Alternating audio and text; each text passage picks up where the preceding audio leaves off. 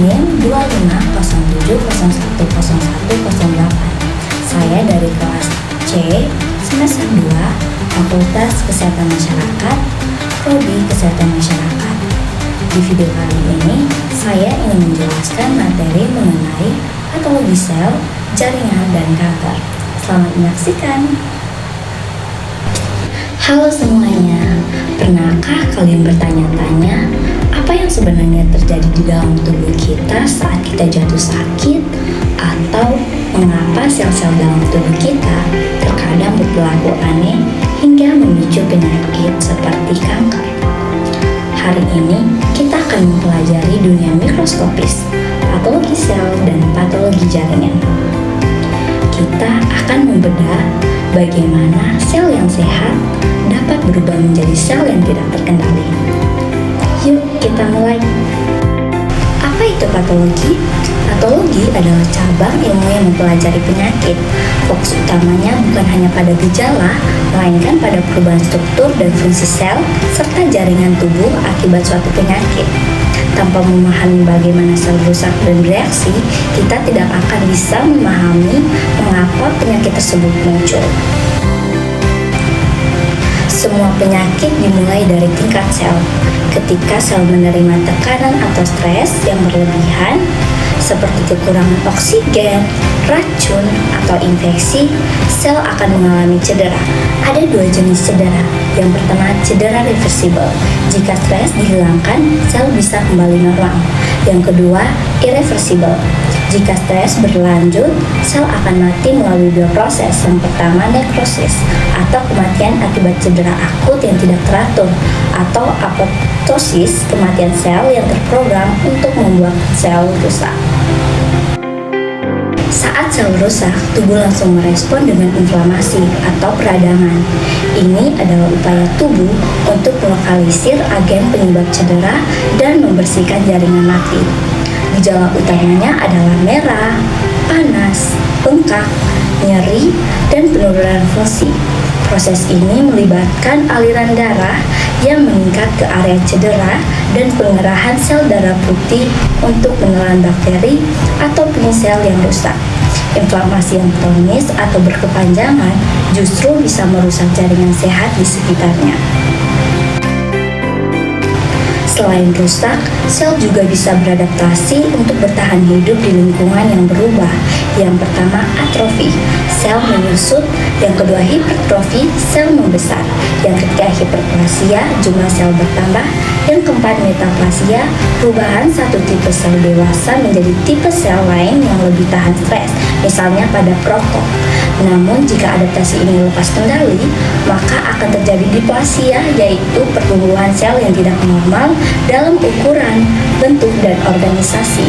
Ini adalah pintu gerbang menuju kanker. Kanker adalah puncak dari akumulasi kerusakan genetik yang menyebabkan sel tumbuh tak terkendali.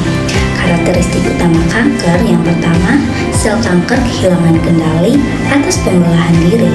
Yang kedua, tidak mati saat seharusnya atau gagal apoptosis. Dan yang ketiga, memiliki kemampuan untuk menyebar ke organ lain atau metastasis. Tipe utama kanker yang pertama, karsinoma, di mana kanker yang berasal dari sel epitel seperti kulit dan organ dalam.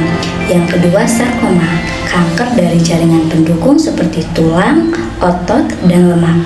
Dan yang ketiga, leukemia atau limfoma, di mana kanker dari sistem darah dan getah benih. Contoh mekanisme kerusakan sel pada kanker darah.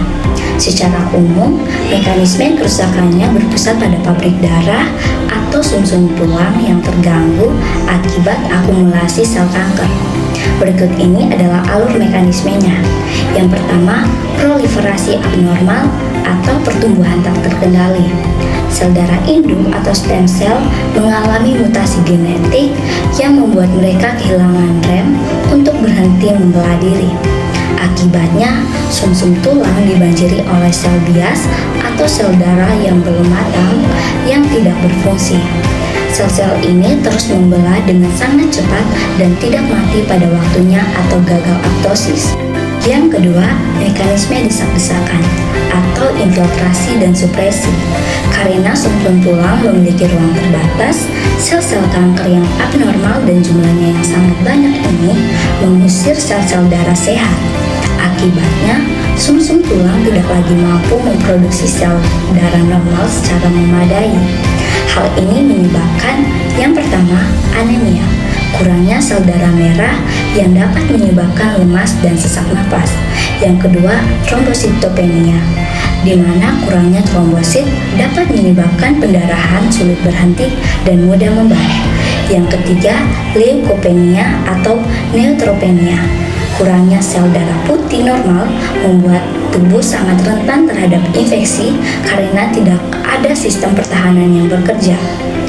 Yang ketiga, mekanisme invasi ke organ atau penyebaran.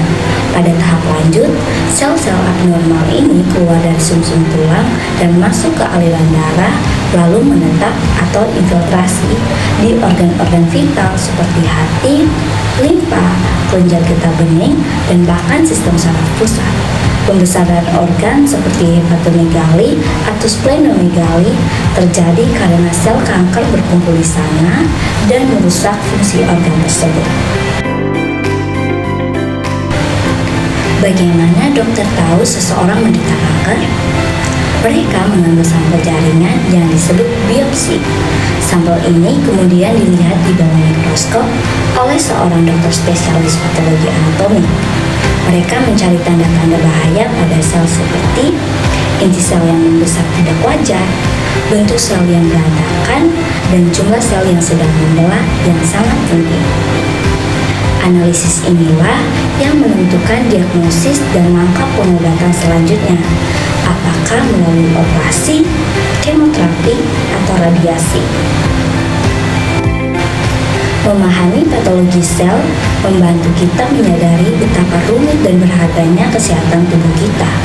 Deteksi dini adalah kunci, karena semakin awal kita mengenali perubahan pada tingkat sel, semakin besar peluang kita untuk diobati secara efektif.